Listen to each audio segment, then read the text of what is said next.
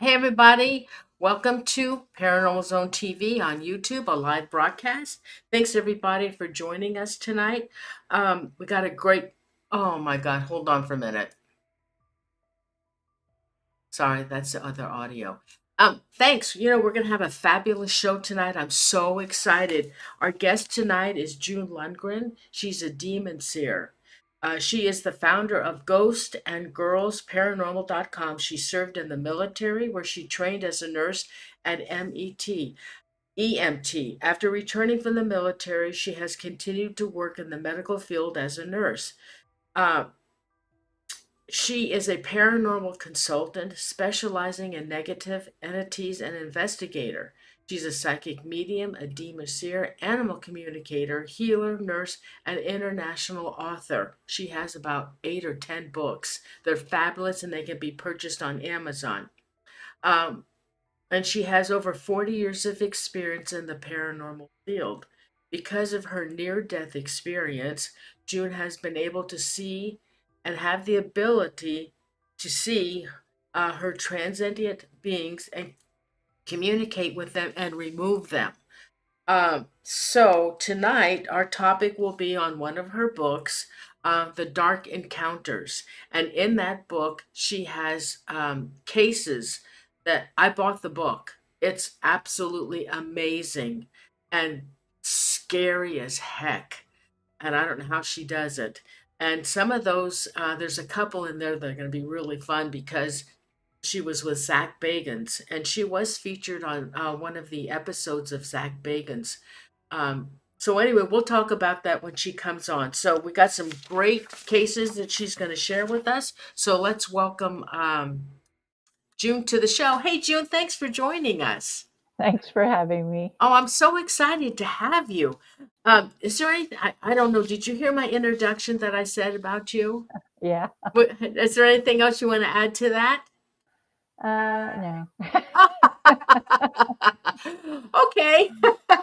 All right. So I'm not going to do them in order. So let's do the case. It's called The Cage.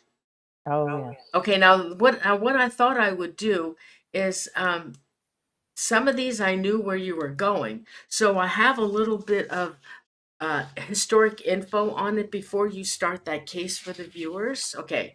All right. This is The Cage. It's a medieval witches' woman prison where witches awaited to be hanged and burned. It's documented to be the most haunted house in England. Uh, you were contacted by the owners, Vanessa Mitchell, who lasted in the house for 4 years with a house full of full demons. And during Mitchell's ownership, the cage became the most talked about active haunting in the country. This is in London. According to John Fraser of the Society of Physical Research, um, after an investigation, Fraser compared it to 112 Ocean Avenue in New York. And I believe that's the Amityville house. The demonic family home. Oh, yeah, the demonic family in the Amityville horror. So tell us your encounter. It was kind of interesting because I didn't know anything about it. I had no history on it or anything like that. And I get a text from a friend of mine, and she says, can you help? I told her, I said, I can't talk to you because I'm in England. And she's like, can you help this woman? And I'm like, okay, send me the information. So I contacted Vanessa Mitchell, and asked her to send me a picture of the location. And she says, well, it's I've got a bunch of demons here, and it's had demons forever. And I usually don't respond to these emails, but I'm responding to yours. And I said, don't worry about it. Send me the picture, and I'll remove what's there. And because it's in St. Osoph in England, which is on the coast. So it would be like an hour and a half drive. And being I didn't have a car, yeah, that would have been hard. So when I told her I would remove it, and she said, well, I have, a famous American psychic coming tomorrow, and he doesn't deal with demons. And she said his name is Chris Fleming. I said, oh, yeah, he doesn't like dealing with the dark ones. And I said, don't worry about it. I'll remove them and it'll be fine. So I got on the treadmill. I was staying at the Hilton. And I took the picture with me, and I can go into the location and see what is there if I have a picture of an individual or a location. So I went into it, and there were several dark portals there. There were like 6 or 7 of the demons. 2 of them were the old demons, and the other 5 were the lesser demons, the younger ones. And I went through and I removed each one of them and closed the dark portals. And I sent her a message after that and said, it's clear. Don't worry about it. So then I went on my way. And the next morning, I got a text from her letting me know that Chris Fleming had been there and that he could not feel anything negative there, left there. And but I had to remove things again a couple years later when I went back to England, because she had allowed people to go into the location and use Ouija boards in there, witches boards. And so it brought it opened up dark portals again.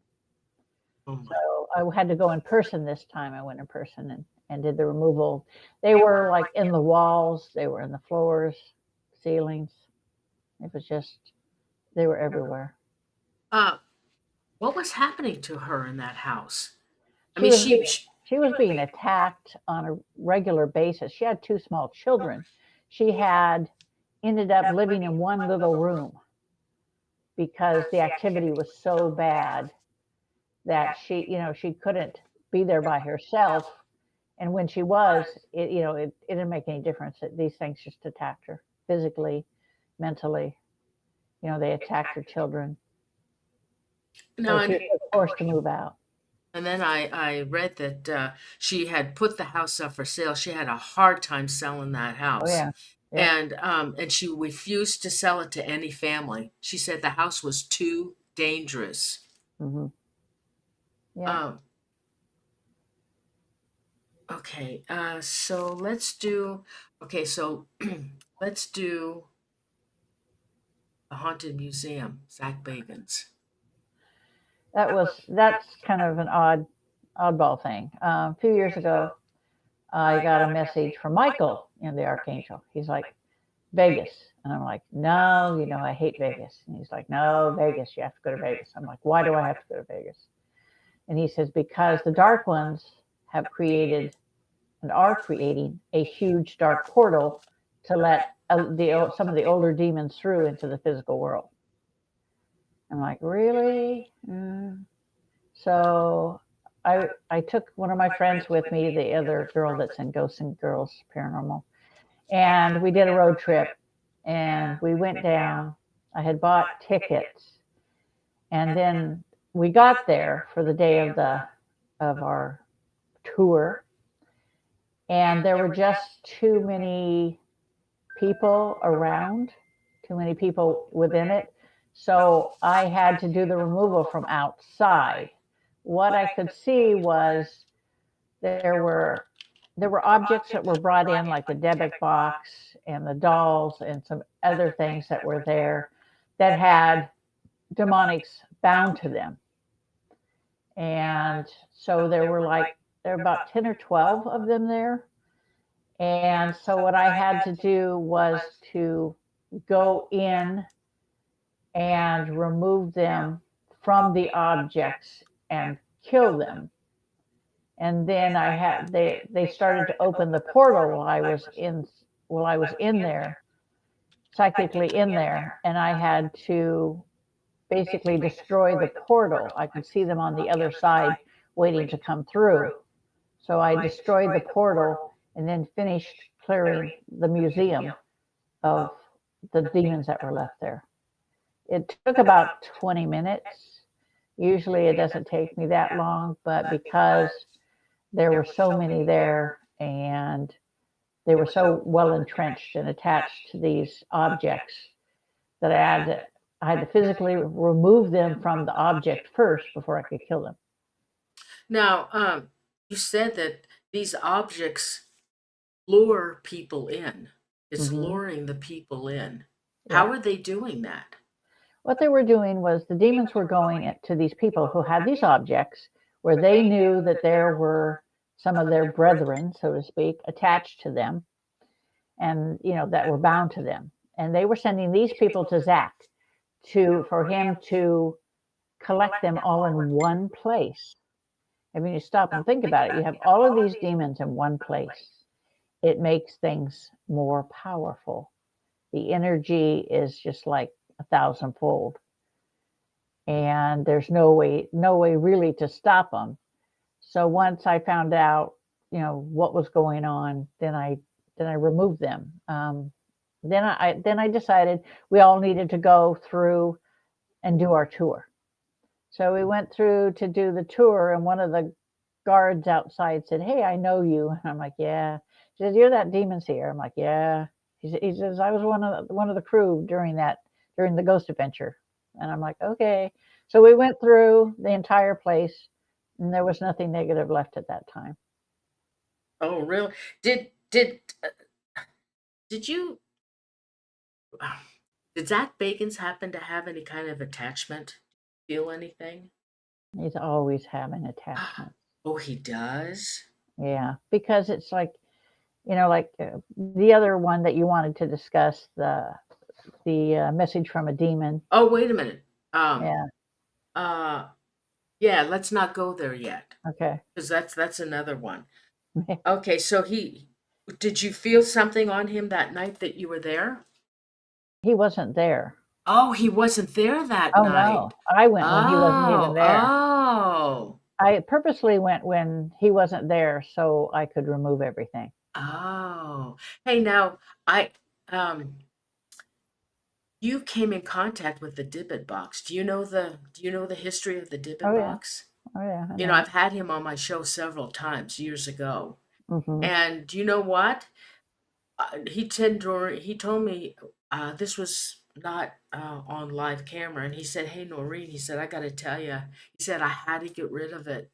Hmm. He said, "I couldn't have it there anymore." And he said, "But I'll tell you one thing." He said, "I got younger." He said, his face. He said he got younger from it, but he still got rid of it. He was scared to death of it. Now I wonder how that was happening. He he didn't really get younger per se. It was an illusion the demon created Really? to make him want to, hold on to the box and not get rid of it. Oh, really? Oh yeah. I'm gonna have to get a hold of him because I haven't talked to him since he got rid of it. I'm gonna get a hold of him. Okay, so now let me do the next one. Okay, so okay, this one here, I love this. I've always been fascinated about the Shanghai Tunnels. Oh yeah. Yeah. It's quite interesting. Oh, sorry. That's okay. I got a little bit of history on it. Let me tell the Okay. viewer. Yeah. I only I only did the history on the ones I knew who they that I was able to get pictures for, because the other ones I didn't know where the heck you were. Okay. Hmm. All right, so this Shanghai tunnels are in Portland, Oregon. The tunnels are said to have been constructed to support the illegal practice of forcibly supplying crews to outbound sailing ships in the late 19th and early 20th centuries. The practice was known as Shanghaiing, and alleged the tunnels are known today as the Shanghai Tunnels. Some 1,500 or more men are said to have been abducted annually, and some people have claimed that the tunnels were used to facilitate kidnapping women for prostitution. Okay, go ahead. Yeah, there's that definitely happened. The thing is, it's like I have a friend that was doing the tours, and the man that was running it, he was having being attacked by the demons. They would claw his legs, and he had a hard enough time walking as it was. But they would claw his legs and cause problems for him financially, as well as health reasons got worse. And so he asked me if I would come in and take them out. And I'm like, yeah, I'll come down and do it. I said, but you have to listen to what I say and you know, not disobey. Because when I'm doing a removal, I have to have total concentration from myself, and others need to, stay out of the line of fire, so to speak. So we went down and we set up cameras and everything. So we had actually had it videotaped. And we went down and I found the dark portal where they were coming through. And I had my friends lay down a line of black salt that I create to keep it acts like a force Keep telling field. your story, June. My mouse fell.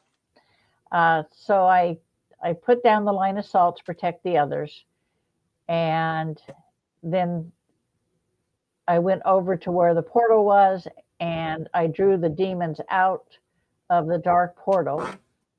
Oh And God. as they came out, I destroyed them. And then I had to close the dark portal because the person that owned this building were letting other people on the other side of the building hold seances and use witch boards. So they kept opening these portals, which enabled the demons to come through. I went down there like 3 or 4 other times to do it. And one time I went down, I did it remotely. And I told them, I could spend my lifetime doing this. I said, somebody needs to stop the people that are on the other side of the building doing the seances and the witch board. And then they opened up a new section of the Shanghai Tunnels a couple years ago. And I warned them. I said, there is a place there with some sort of a box that's protecting. It's locked. It's covered in wood, and it's closed. There's a portal beneath it. Do not open the box. Do not go down there.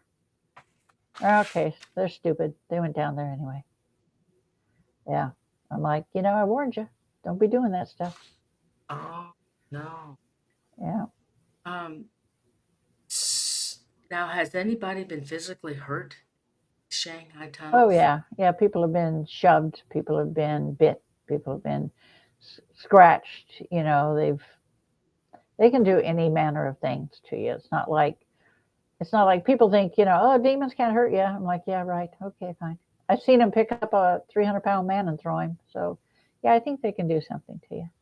Really? Yeah, yeah, they can reach in and stop your heart. Oh my God, they can? Oh yeah, Oh my goodness. Um,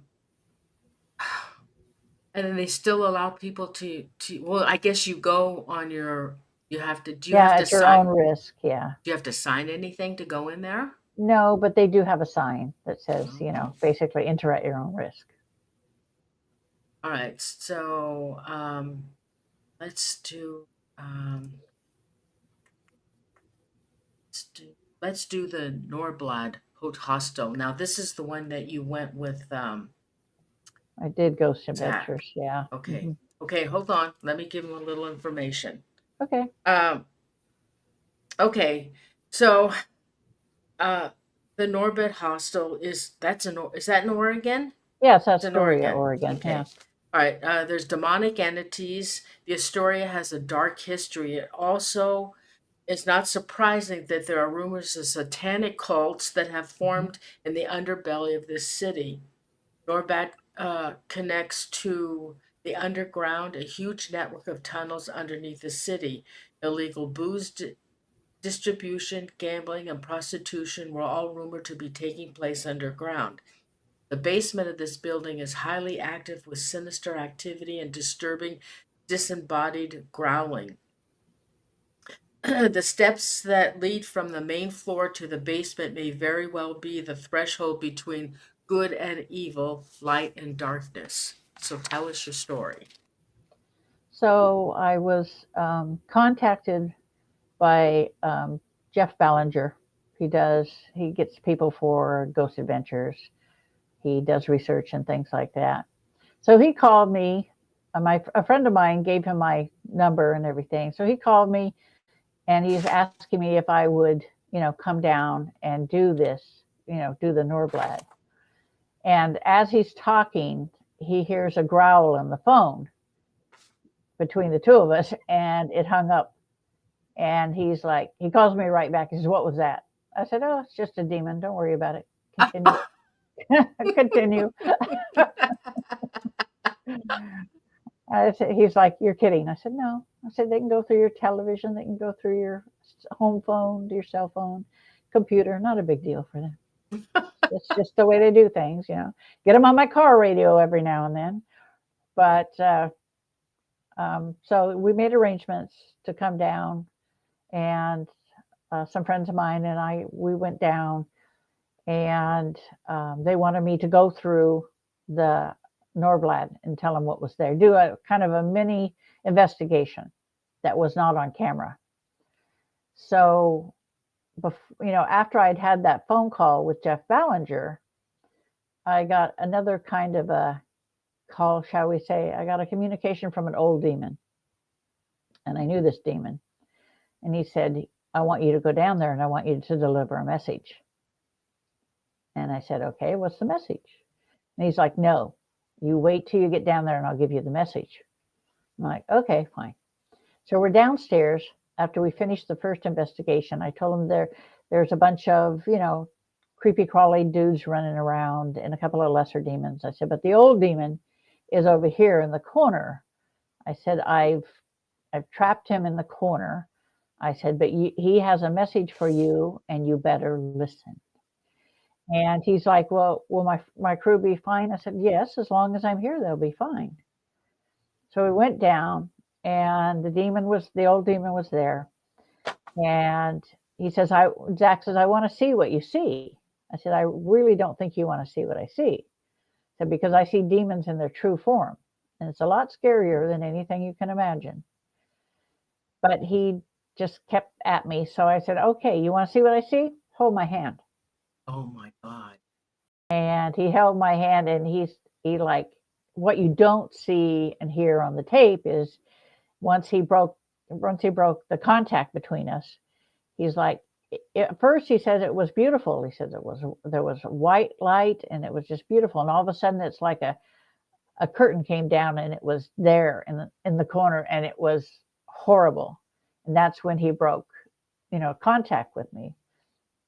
And I asked him, I said, "How's your back?"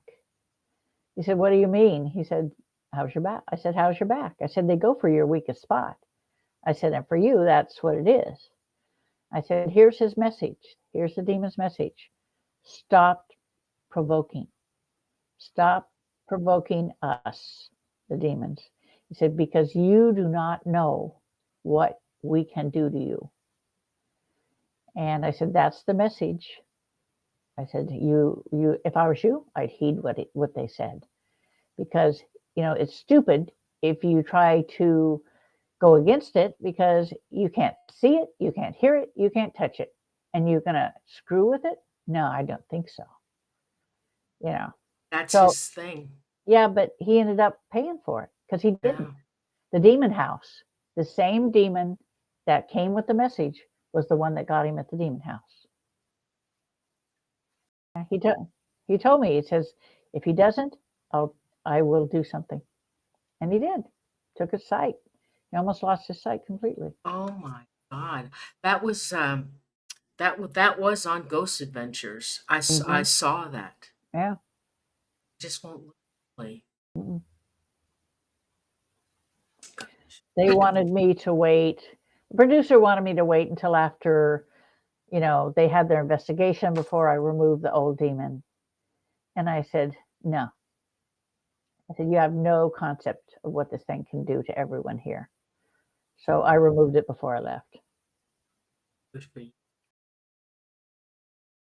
Okay. All right. So I don't have any more pictures or history on anything else that I'd like you to tell the viewers. Um, let's go to. So let me change the camera. Change the visual.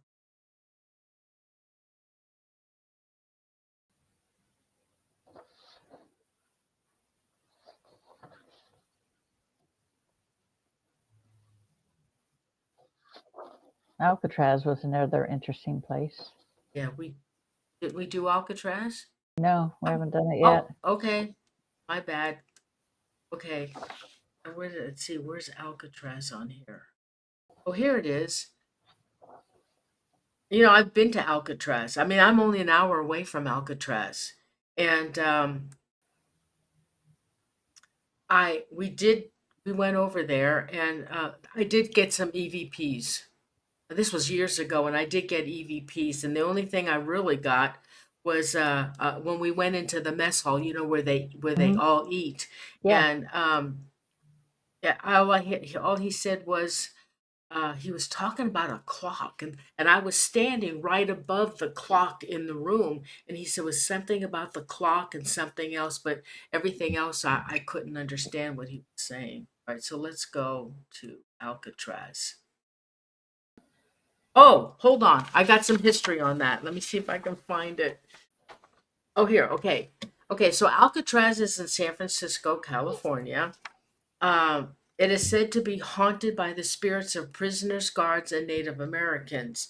In 1861, it was designed as a fort, a military residence, and the military offenders. 1907, the island was designated to the Pacific Branch of the United States Military Prison, and a modern prison building was completed 4 years later. In 1933, the U.S. Army prison transferred control of the prison to the Civilian Department of Justice. From 1934 to 1960, it served as a federal prison for some of the most dangerous convicts in the American penitentiary system. The cost was too high to maintain, and so they closed it of March 21st, 1963. Okay, that was your story. Yeah, it's we had me and my friend Wendy. We had thought, well, let's do something interesting. Let's do something fun. So we went to San Francisco, and I have timeshare. So we stayed in the timeshare in San Francisco, and we decided to do a night investigation. So we were there for a few days, and then we took the boat over to the island, and we traveled up to the inside of it. And I told her, I said, "There's a demon that's entombed in the rock." How did that happen? Lucifer did it. So I did a little looking, because I can look inside the demon's mind to see what happened to it, why it's there, things like that. So I was standing on the outside and I was talking to the demon, and I said, how come you're entombed? And he said, I went against Lucifer. And for my sentence, it was either death or be entombed in the Oh, rock. And I'm like, so you chose to be entombed rather than death, huh? And he said, yeah. And I said, this is not good. I said, I could take you out of there, but Lucifer would kill you. I said, so you have two options. You stay and you have to stop, because there were other demons there as well. Because as long as this old demon is entombed in the rock, there will always be other demons. They're attracted to this old demon. So I finished my conversation with him, went inside, and we're in cell block A. They give you the recorder to listen to stuff, the history and things.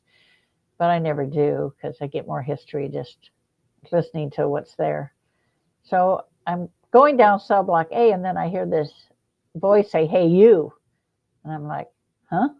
And I look over, and here's this dude, in the prison garb. And I had to do a double take, because he looked like Peter Lorre, bug eyes and high water pants. And it's like, I'm like, what? He said, "You're going to help us?" I said, "Maybe." He said, "You're going to help us, right?" And I'm like, "I suppose." And and then next thing I know, he's yelling down the cell block, "She's going to help us. She's going to help us." I'm like, really? Okay. Yeah, at first I was wondering, what the heck am I supposed to help you with? You can go anytime you want. You don't have to stay here. But they're all kind of trapped there. So we went through the other cell blocks, and we ended up in D block. I looked at my friend and I said, "Oh, D for demons." So it's the solitary confinement. And the tour guide was there talking about how this one number 13 was, it had been having, it had a history of having demonic encounters in it. And she was saying how when Zach Baggins and the crew went there, that they, poor Aaron, he was locked in there, and he's like, he saw the red eyes and the demon. I'm like, what a wuss, man. So the girl's like, who wants to go inside? And I'm like, oh, me. So me and my friend went in, and they locked the door and everything, and it's so black you can't see your hand in front of your face.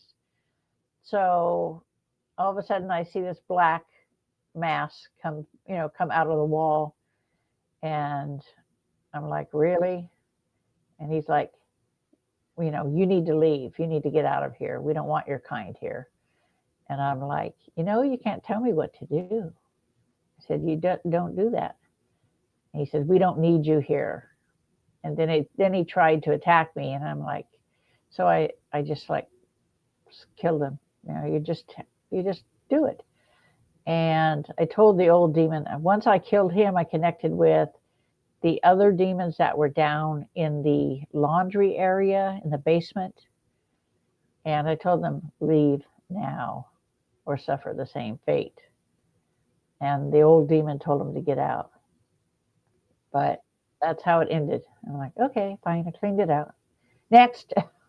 So when you were there, they when you left, they were still there. just the old demon.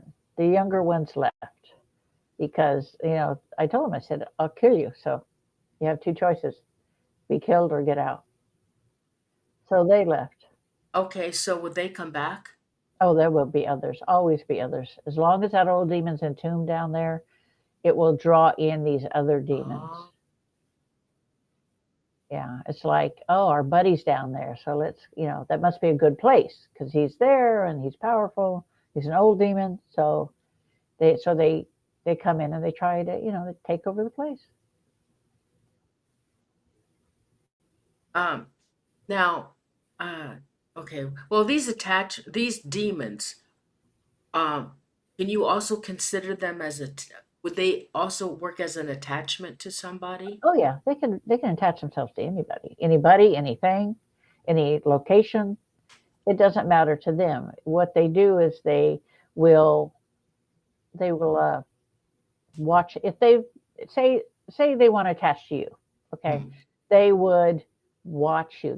I call it stalking. They would watch you. They would learn your things, that whatever was important to you, what was not important to you. If you're strong in faith, if you have any fears, if you're easily influenced.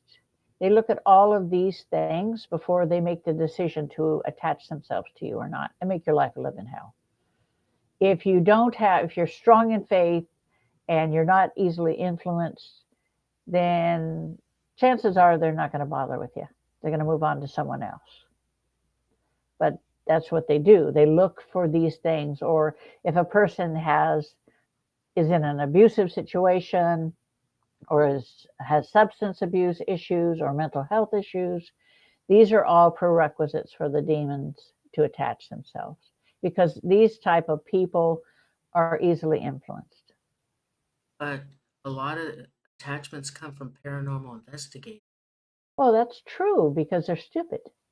You know, Oh, I mean, I yeah. have I have removed so many from people. I tell them, I have a class coming up that I'm teaching, and I try to tell them, if you're going to investigate, I said, you always be hyper aware, do not be stupid, do not provoke. I said, I always tell them, just you have to treat the demons with respect. If you do that, then they're not going to come after you. But if you the main thing is don't acknowledge them. To acknowledge them is to make them see you, and you don't want them to see you. I can't tell you how many times people said, "Oh, look at that. I think that's a shadow person over there." It's like, oh God, don't say that. You acknowledge it. Stop acknowledging. Somebody's asking, Karen Piotti, how do you kill something that never lived? It did live at one time. You have to understand that when I died and went to the other side, I've always known I was different, that I had angelic energy. So when I went to the other side, I was in a motorcycle accident, trashed my bike, damn it. Uh, they, Oh. I found out who and what I was. And Michael was there, the archangel, and he says, "You have to understand what you are. You're not this physical being that you see." He said, "You are Ariel, the archangel. You are a demon slayer.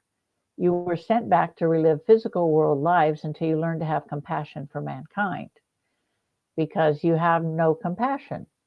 So she's been back time after time in physical form since 1198 AD. And she's very stubborn. So, it takes her a while to learn things. She's just stubborn. But I went to the other side. Michael says, "This is what you have to start doing. We've waited long enough for you to start doing the removal, start doing the killing of the demons." And I'm like, okay. So ever since then, back in 84, I've been doing it. But, I had my doubts at first because, I told Michael, I said, "These guys can kill my ass." And, and he's like, "No, you don't understand." He says, "If they harm you, I will kill them. And if they harm you, it will release Ariel and she will kill them and she will make it painful." So people tell me that when Ariel comes forward, they see wings coming out of my shoulders, my eyes turn white, and my voice changes and my face changes. So there are physical manifestations of her coming forward. So in order to kill the demon, I have to go into a whole nother realm of existence. So because angels as well as demons are made of a complex form of sentient energy, when a demon is killed, when you do battle with white light swords, and it's the power of the white light is integrated into the swords, and you do battle like in the days of the knights, the Knights Templar, and once you slice through a demon, it disintegrates. Its molecules are spread among the stars, so it no longer ceases to it ceases to exist. It can't be reborn. It cannot come back again. That's it. When it's dead, it's dead. It's not like you or I or an angel. We can come back, but it cannot. That's how you kill it.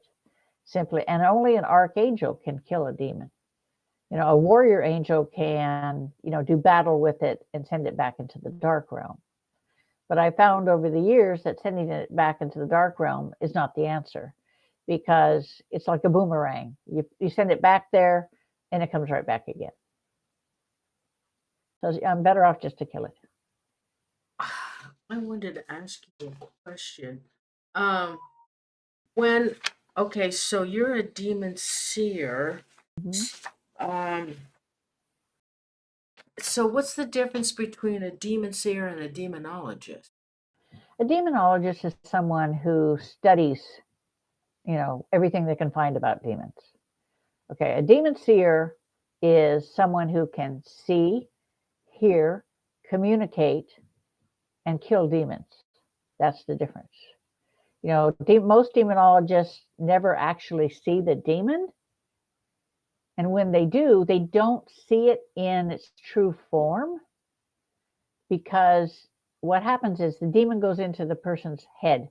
They dig out what that person thinks they should look like, or what they think a demon should look like. And that's how they make you see them, only they magnify it 100-fold.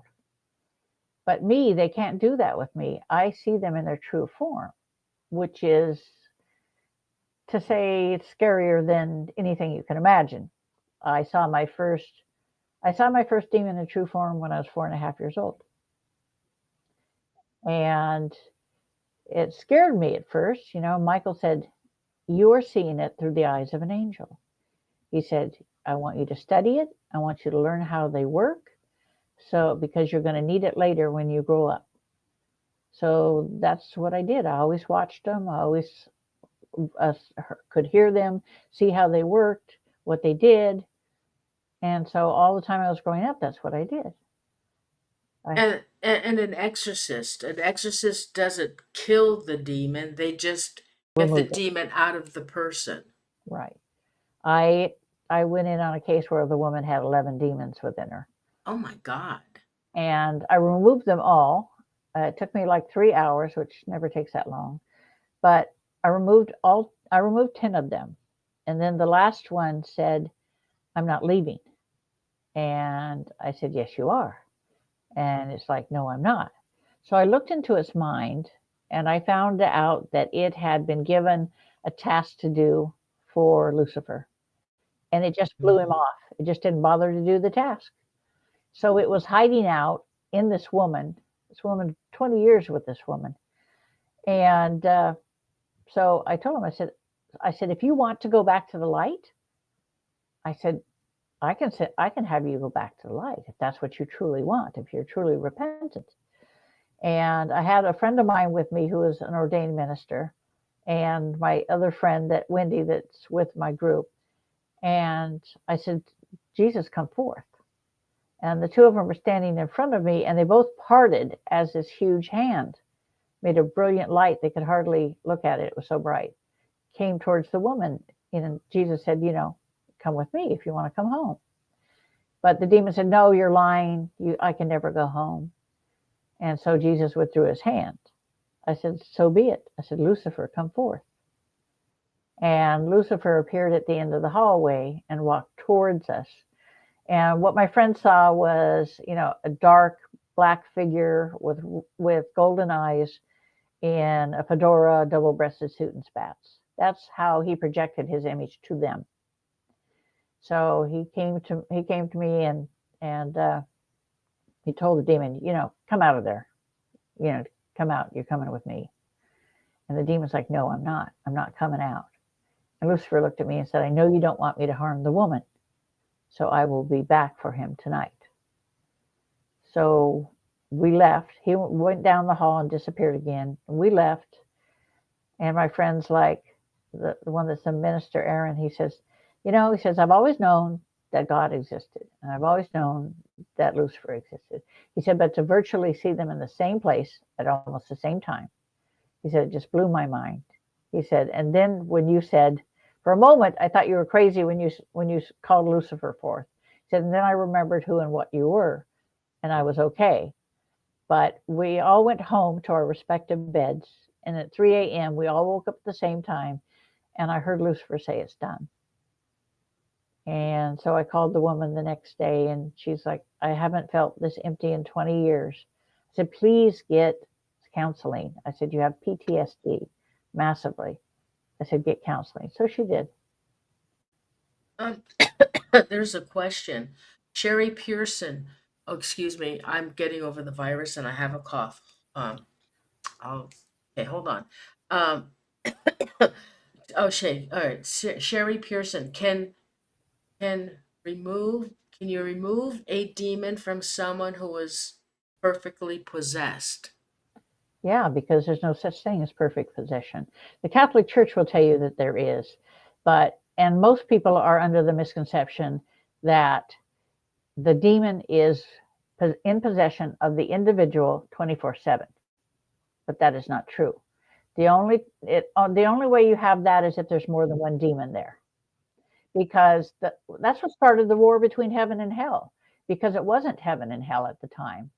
We were all of the light, but we had traveled among the stars for billions of years. And then a lot of the souls said, "You know what? We want to be physical again. We want to have bodies. We want to have children. We want to know love." And Lucifer and his followers rose up against God and said, "This is not what we want. We don't want to be subject to growing old, disease, pain. We don't want it. We'd be restricted to a shell." So that's what started the war. And then Michael disarmed Lucifer and Ariel disarmed his son.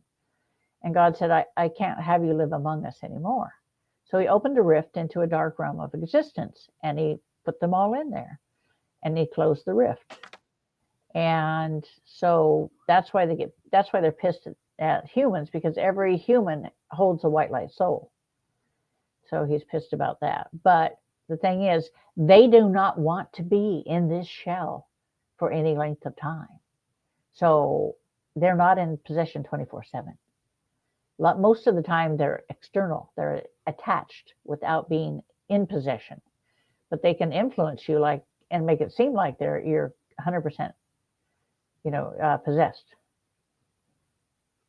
Okay, Randy wants to know, can I ask you what the demons look like in their true form, like the old demon in the Oregon building? Well, demons are it's kind of interesting because archangels are 7 feet tall. They have a 12-foot wingspan, and they have our mind sees them as human-like figures. Eyes, blue eyes, brown eyes, whatever, and they're white, and they emanate a strong, positive energy. Demons are 7 feet tall. They have a 12-foot wingspan, but that's where the similarities end. They're shades of gray and black, and they have almost no facial features whatsoever.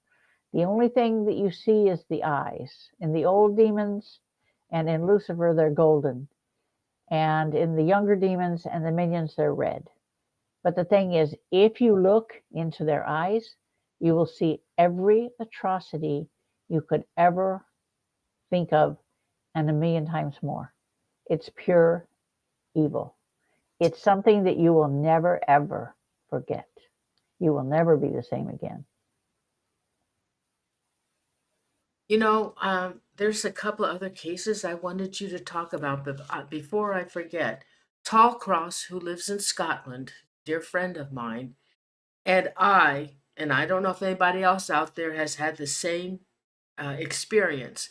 We both have seen a figure that looks like Zorro.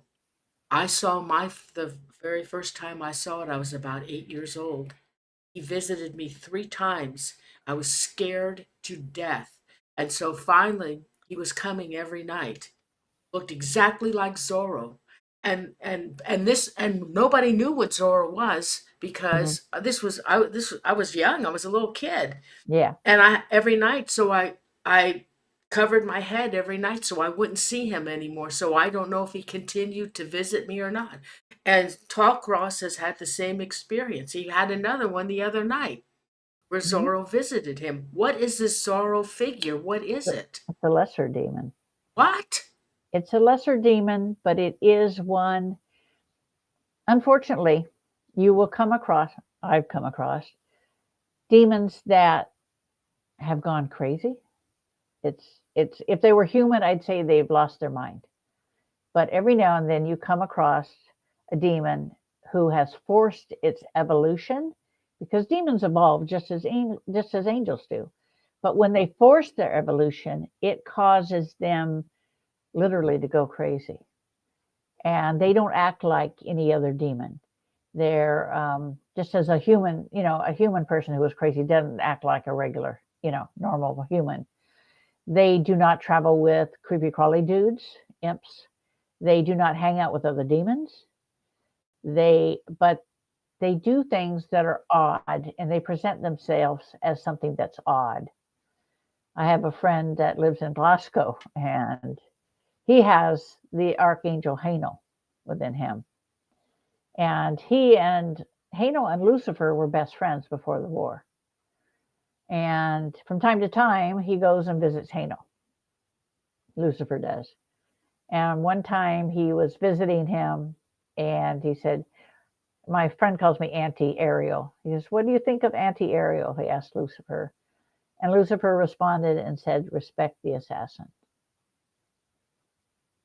Because he knows that that's basically what she is. But why does it come? Why me? I was 8 years old. Why did it come visit me? But he stood at the end of the bed. There's no rhyme or reason when they've lost their mind like that. I mean, they can do some of the weirdest things. I had one that was showing himself as a frog, for God's sakes, a massive frog to a person. It's like, really? Give me a break. You know, what they'll do a lot of times is they'll reach into your mind and see what you're afraid of, and they'll show themselves as that. Like, I don't like spiders. They're not my Yeah, but favorite. we didn't know anything about Zorro. No, you didn't, but it obviously picked it up from somewhere, and so it decided to make itself known in that manner. But why stand at the end of my bed and just look Because at me? to elicit fear. It's all about eliciting fear because the negative emotions actually feed it. They feed off of jealousy, anger, pain, fear, depression. They feed off of all of that. Tall Cross, I don't know how old he was when he saw his first Zorro, but you listening? I know he's in the chat room. Huh. Um, Yeah, unfortunately, if Lucifer finds them, he kills them because they're an aberration and they're a liability to his kingdom. And if they have one that's on the loose and he can't find it, then he'll contact me and say, "Hey, I've got a rogue demon or I've got a crazy demon. If you find it, kill it." And it's like 9 times out of 10, I usually find it.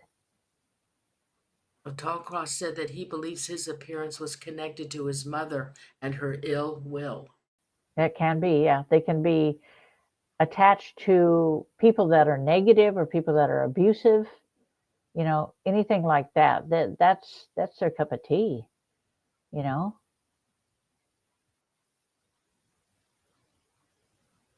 I saw a shadow man in my house. He was about 8 feet. Well, actually, he fit at the opening of the doorway. He fit right at the top. He was all Uh-huh. dressed in black. I mean, Yeah, solid black. black, yeah. I couldn't see his face, and when I walked out of my room, he was there in the doorway, and I believe he had a hat, or he had a hood or something over him, and his outfit was solid black, but he was like Sherlock Holmes with the things on his shoulders, Yeah, yeah. and when we touched, looking at each other, Uh-huh. he turned around in slow motion, like like like flipping, like flopping, and he Uh-huh. went around the back part of the house, and I've never seen him again. Just passing through. Yeah, They do that. weird looking. I don't know if he was. Well, you weren't worth his time and energy. Oh. Be, be thankful. Be thankful because you don't want that attached to you. Okay, how about you got a couple more that I really liked. Now, guys, the book is called Dark Encounters, but she has many other books and they are fabulous. And this Dark Encounter has so many stories in there, and I'm telling you, they're creepy and scary. I need to ask you, what is a crawler? I don't. Now, I've seen crawlers when they do Exorcist Oh, movies where they're oh, creepy crawling on the crawlers. ceiling. Yeah. I call them creepy crawlies. Well, what They used, are in they? in the old days, they used to call them imps. I Oh. kind of liken them to prostitutes because they go out and find the victims for their master, which is either an old demon or a lesser demon. They'll find a likely victim. They'll watch them. They'll do their research on them, and if they feel that they're worthy of their master attaching itself to, then they will give the information to them, and they in turn will also watch and stalk you to find out what's, if you're a likely candidate. Mhm. So that's why I call them pimps.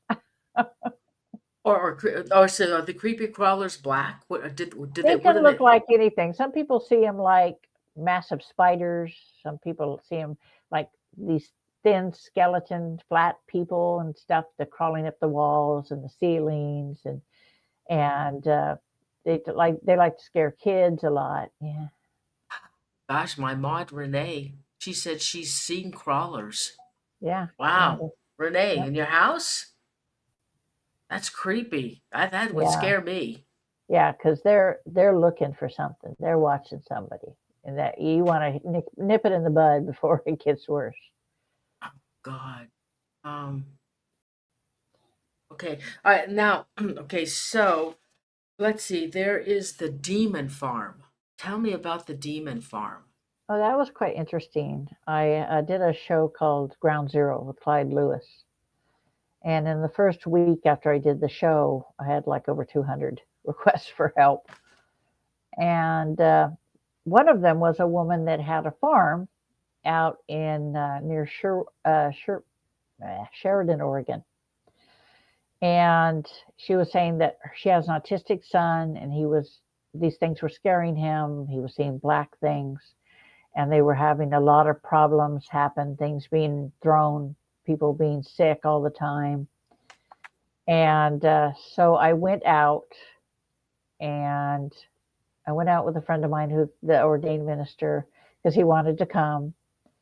And it was an old nut farm, and there was like 10 acres, and most of the old buildings were derelict and falling down.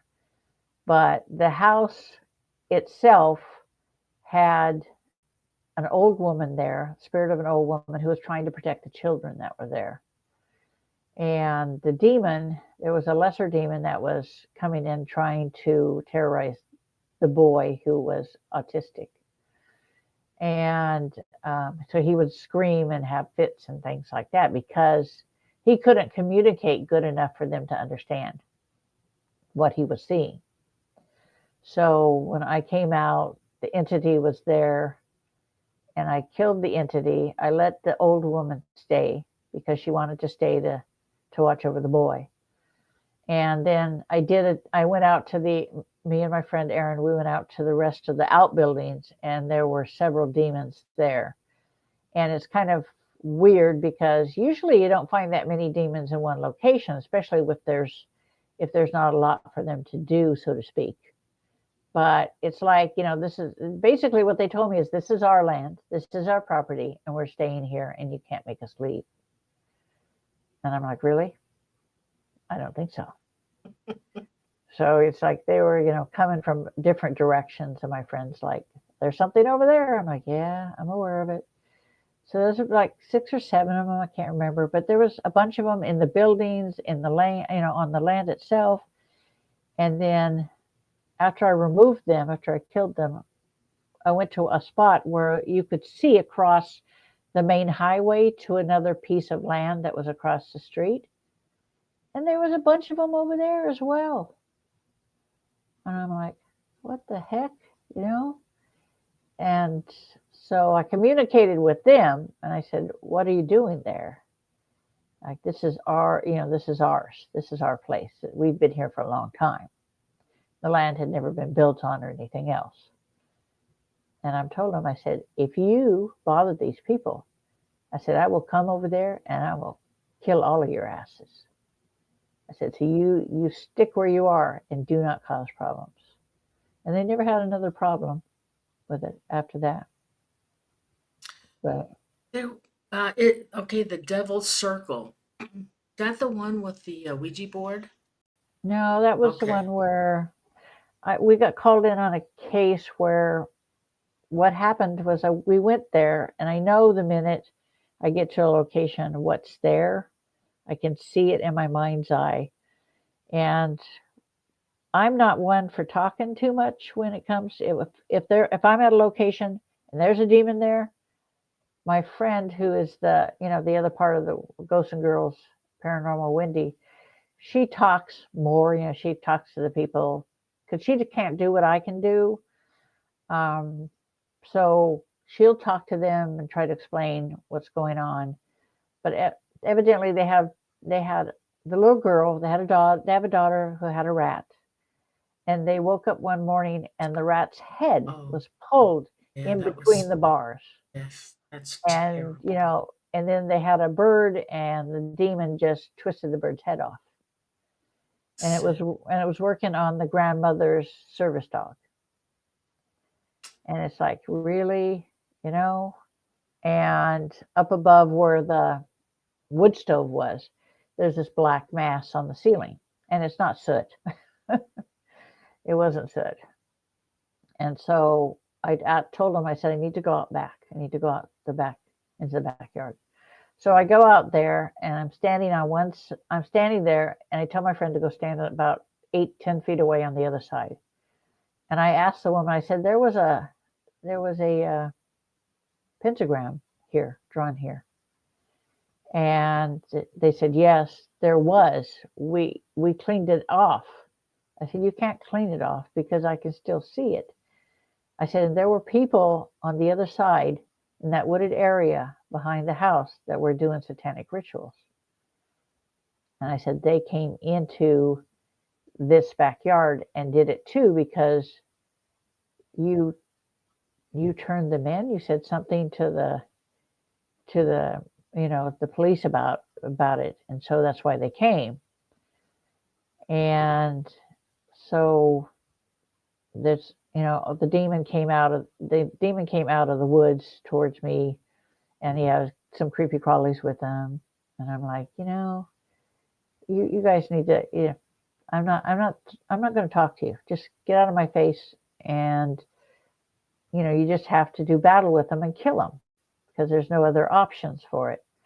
And then when I go into a location like that, I have to remove the energy, because anytime you have a negative at a location or within a person, you have to clear the negative energy out of it, out of the house, out of the people, because if you don't, that trace of negative energy will attract others. So you have to clear it out. All right, I took a couple of notes from that. Yeah. You were talking on the phone with your son, Yeah. and his voice disappeared, and you heard a loud growl, and a deep, nasty voice told you, stay away, bitch. Yeah. You Yeah. cannot interfere. Yeah. Yeah. Basically, you can't help them. And it's like, I'm like, really? Bite me. And then also the wooded area behind the house, it was owned by an older woman telling Yep. her kids never to go into those woods. Right. Strange things happen there. A Yep. family could hear chanting several times a year. So Yeah. was that That's what cult? that was the cult. Yeah, that was a satanic cult that was in there Damn. utilizing it. And that's the old lady. She was like, "Don't go in there. Never go in there. It's not a safe place." When the people I went to, they were kids. It was their mom's home. So when they were kids, they would play out back. And the old lady was there, and she would tell them, never go back there. I want to go back for a second on the haunted museum. Um, John Gacy. There was something of John Gacy's. Um, what was his full name? John Gacy. Oh, John Wayne Gacy? Yeah, John Wayne Gacy. Did he want to? And they said that there were human spirits besides the demons. Yeah, he was one of them. And did you have contact with him? He wanted to be released or something? I had contact with him. I don't like him. I don't like him, that's for sure. What happened? It's just, he can't, he's got in my face, basically, and said, I need help. Get me out of here. I'm like, why should I help you? I said, look what you did. Why should I help you? And he said, because I need to be released. And there were a couple of other people, a couple other souls there. And I'm like, so I telepathically told Michael, I said, it's up to you. You take them or you don't. So Michael ended up taking them. Oh, he did? Yeah, to the other side. But John Wayne Gacy remains in limbo. There is a place, hell has a limbo, and so does the white light. They have a limbo as well. You go in there if you've been, if you've done great harm in the physical world. And you're put in, it's basically like solitary confinement. You can see everything that happens around you, but no one can see or hear you. Mm. and he was put in there. Anytime, and the archangels are in charge of that, so they will go from time to time and check on them and see if they've learned their lesson or not. Viewers, I'm having um, June come back because I know there. I want her to tell the whole story because um, there's more to her than what you know, and it's pretty interesting and how she got the way she is and her abilities. So I'm going to do a show. I'm going to schedule a show with June, so she can tell her whole story as to how she is where she is in her place. And I think it's really interesting. I don't know even how I came across June. I think maybe I was searching coast to coast for guests, and I think that's how I found you. Yeah, I've been And on there 4 times. Yeah. oh wow, oh yeah, they love you. So I'm gonna schedule a show with her, and then um, we may probably take questions on that show. Oh They won't be live. I don't know, unless I get a phone that I could throw away. yeah. Maybe I'll do that, and we'll have questions for June. I think would be pretty interesting. Um, anyway, her books are on Amazon. Just really a pleasure to meet you, June, and thank you so much for coming on the show. Well, thanks for having me. One question: is there a hell, a heaven, and a hell? Yes, there is. There is, because I heard from people that have passed on with near death, actually didn't pass on, near death experiences, and this one, and she said there is no heaven and there is no hell. She never made it to either one, huh? I don't know. I didn't. You can't, That's what a lot of that's what it times, said. they will show you the dark realm. If you don't change your ways, this is where you're going, basically. But to scare you straight, so to speak. But I've been in both locations. As Ariel, uh, when we're one, when she's within me, I can see through her eyes. I hear what she hears. I see what she sees. And so she's been in hell, and of course she's been in heaven.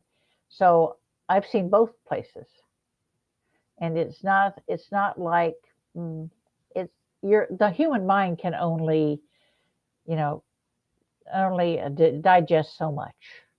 So when we see heaven, we have to our brain equates it with what it would be in the physical world.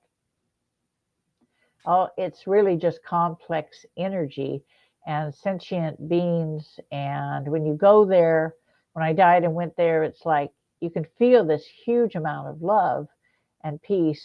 And my grandparents were there, and Michael was there, and it's quite interesting. If you thought becomes reality in their realm as well as the dark realm, and it's the power and it's the intention behind the thought that gives it power. If you want to go to Hawaii, you think Hawaii, and you're there.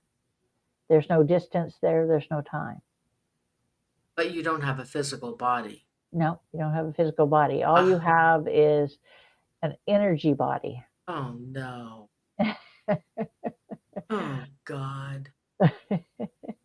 Well, I don't understand that. Well, we're made up of complex energy. At one time we had physical bodies before we became complex energy. This was billions of years ago, and on another planet, and we were a very primitive race.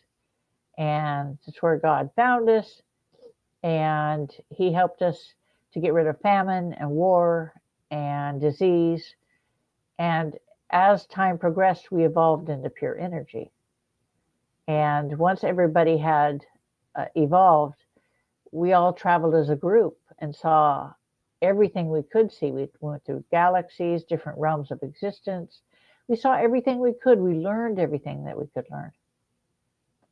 Okay, there is a question in the chat from a Leslie Dixon. When a place has negative entities removed, is there any way that the vibrations of the place be lifted up to prevent any other manifestations. Oh yeah, yeah. And that the way to do that is whenever I clear a location, then the energy goes up because I remove all negative energy and I input heavenly white light energy into the location or the individual.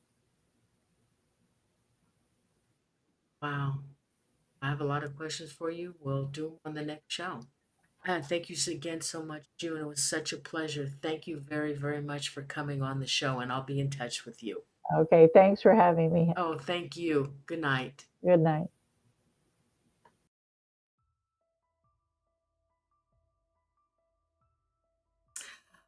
Oh, everybody, thank you so much. We had a nice crowd tonight. It was a pleasure to have June. I have some other guests that I'm coming on the show that I found through searching, and you know, a lot of guests I find too off of Coast to Coast. He has some fabulous guests on there. Okay, so June 30th, though, I'm going to have a fun show, and I love doing these um, unexplained mysteries, unexplained murders with Jen, Serenity Jen. I have a couple of cases from way back that were never solved. Oh, thanks, Renee. Thank you. Love you, Renee and Chipetary and my mods. I love you guys so much. Thank you for always being here. So there's a couple cases, like the Beaumont kids, the three kids that the mother let them go out on the beach, the three of them. This was in the 40s, and the kids disappeared, never heard of again. And then the Soderman children. Do you guys remember that? The Soderman children. I think there was 8 kids. There was a fire in the house, and they all ran out. The kids were never seen again. Those cases I'm really, really interested in. And you know about, I guess you know about the Delphi murders, that Richard Allen confessed to both murders, that he did it. It wasn't a cult. Um, that it was him, and he confessed, and I think he got a life in prison, 113 years or something of life in prison. Okay, so let me see. Okay, so then in February, I have Professor Fred Fuld coming. He has written a book on AI, and he is going to talk about AI and the connection to the paranormal. Now, Fred was my old boss.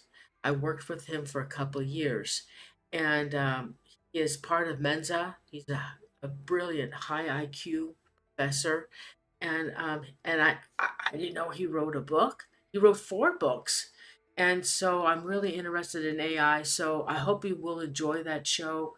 Um, because it's something I am really curious about, because it's coming. It's going to be here, and it is here now, but it's going to be really explosive. Then on the 27th, oh God, her name is she's an Italian woman. Her name is Paoli Harris, and she is involved with extraterrestrials, and she's with a lot of well-known people, and she is a journalist, and she's agreed to come on the show, but she will only do 1 hour. And I told her that's fine. And I have, oh, okay. So I think in March I'm gonna have June come back. She is also an angelic warrior. Very interesting. So I'm gonna have her, and I've got other shows I haven't scheduled yet. So I got some really good new topics, new guests um, coming on the show. So I hope you enjoyed tonight, and I appreciate you being here. If those are new to the show, and if you enjoyed it, if you would please subscribe, I'd really appreciate it. And please, if you would give the show a like, it helps my channel, my shows, the algorithm, and YouTube likes when you hit the likes, and you make comments as well. I'd really appreciate it. At the end of this show, if you would go to the bottom uh, of of the video and make your comment and your thoughts on tonight's show, I'd really appreciate that as well. And I want to thank my mods. I love you guys dearly, Chipper and Renee, and my buds. Show. Let me do some shout outs. Angie F, thank you guys so much for being here. You have no idea how much I appreciate it. Andrew, Aaron Brody. Um, let's see, Matronista. New, you're new. I know you came, and Angela F. I know you came.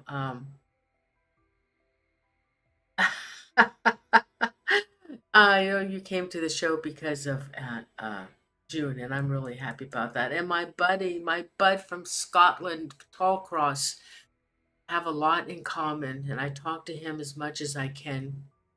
Thank you, Tallcross, for always being here. I know it's really early in the morning for you. Um, Rich from WI, thank you.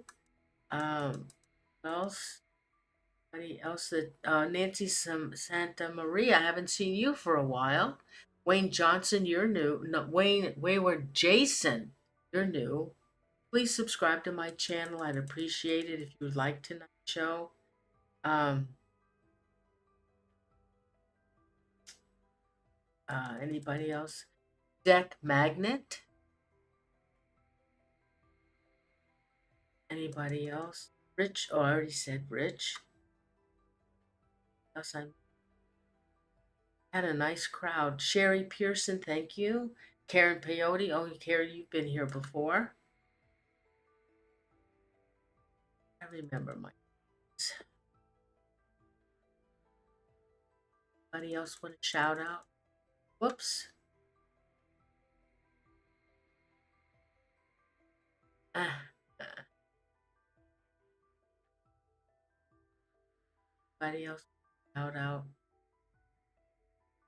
I don't see the names that are in the chat room. We have had a big crowd tonight. Krista, Tech Writer. Oh, sorry, I didn't see your question. I would have asked her. But she'll be on the show again and we can ask her all kinds of questions. Anybody else? Anybody else? Let me see what else is here. Oh, Craig Dick. Charlotte.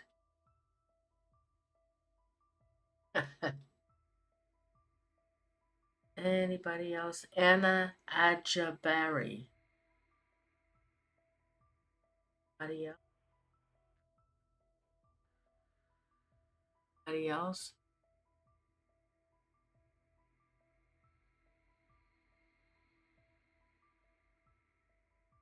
I don't know names. Oh, Nicole Johnson. Hi, it's been a long time. I haven't seen you for a while. Thanks for popping in. Okay, guys, I'm gonna go. Um, thank you again so much for being here. I really appreciate it. I hope you enjoyed the show. It seems like you did. And I love you guys. Have a great weekend. Be safe out there, and I'll see you on June 30th. Love you guys. Good night. I love you. Thank you.